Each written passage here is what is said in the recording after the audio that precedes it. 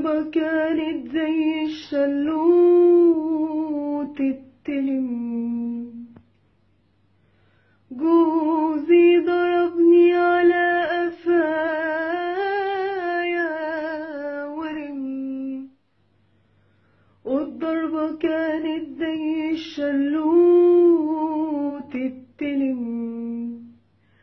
لما كان راجع من شغله بدري قالي فين الأكل يا اختي؟ قلتله لا ما عملتش. قالي ليه يا روح امك؟ قلتله ما تغلطش.